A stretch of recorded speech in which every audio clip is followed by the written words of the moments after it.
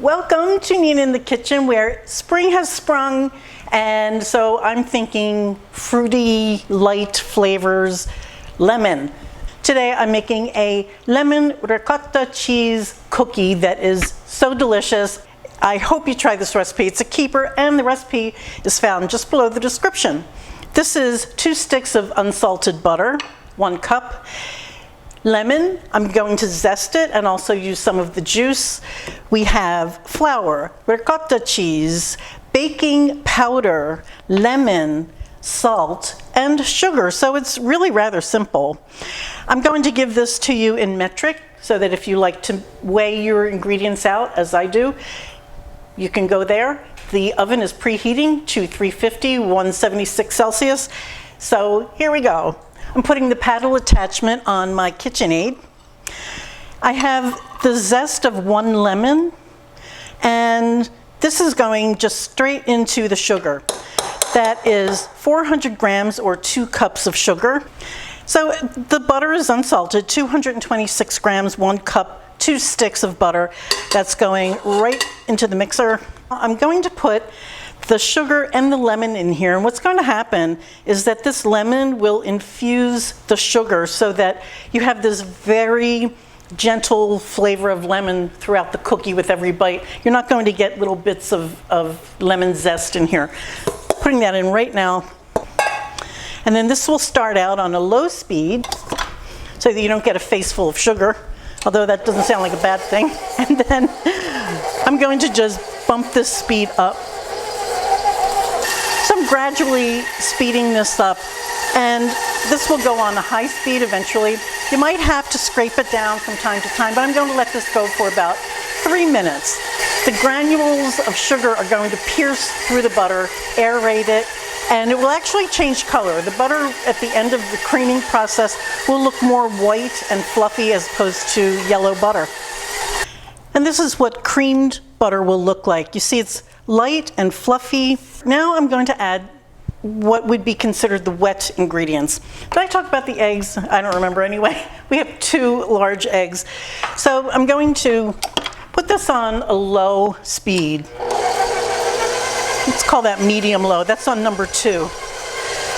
I'll add 2 eggs, 1 at a time. As soon as it incorporates into the butter, we can add the second one, and then a 15-ounce container of ricotta cheese. That's 425 grams. This is a whole milk ricotta. Along with that, I'm going to add a whopping 2 tablespoons of baking powder. This is 1.5 teaspoons of vanilla extract. 1 teaspoon of salt, and this is 4 cups of all-purpose flour, 480 grams. Typically I would have put the baking powder and the salt in here and stir up the dry ingredients together, but this is so wet when you start out that it will incorporate everything. So as soon as I see that the flour is kind of blending into this dough, I'll add the next installment, just slowly. I'm just scraping down to the bottom, make sure that there's no flour hiding. Oh, there's some on the beater. Let me just give this one more little whirl around the bowl, and we'll be done. That's it. That was quick. Oh, that's good already. I know it's got raw egg in it, so you might freak out about that, but I guess I live dangerously. This is so good. I always taste my dough. I'm going to prep some cookie sheets. I'll be right back. What I'm doing is using a 1 tablespoon scoop. You can use a tablespoon or even your measuring spoon, the tablespoon size. And what you want to do is just offset these cookies. It gives them more room. You get better air circulation around the cookies. These will take about 15 minutes to bake. Take a look at 13 and see how they're doing.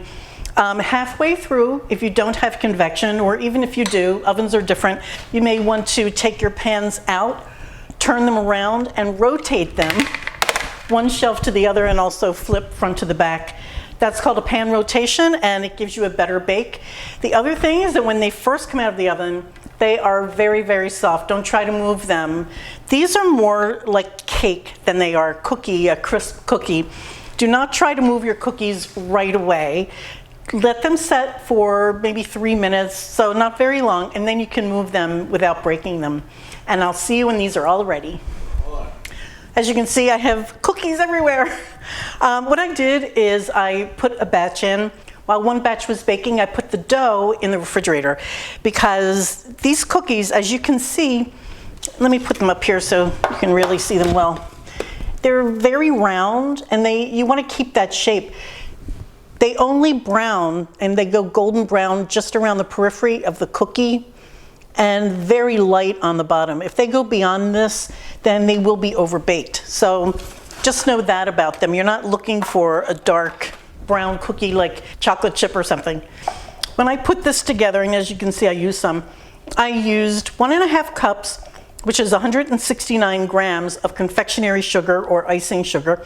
And then I took half of the lemon that we zested, held it over a sieve and squeezed it, and I got about 3 teaspoons of lemon juice. You can go more or less depending on your personal taste for how you like this drizzle icing. So then I like to just take it and drizzle just like this, very lightly. I just think this is pretty, and it gives you a really nice light coverage. And that's what I guess this whole cookie is about, is just light, airy. It's a light texture, it's a light flavor. I started eating this one, but I wanted to show you the texture on this because it is very much like cake. As you can see, it's soft, it's not crispy, except for the bottom. Everything about it. The texture is light. The lemon flavor in here is very light. Really delicious. Not too sweet. I just think this is so, for cookies, sophisticated and easy to go together. I hope you try this recipe. Thank you so much for watching. Let me know if you make this. It's a keeper. Bye, guys.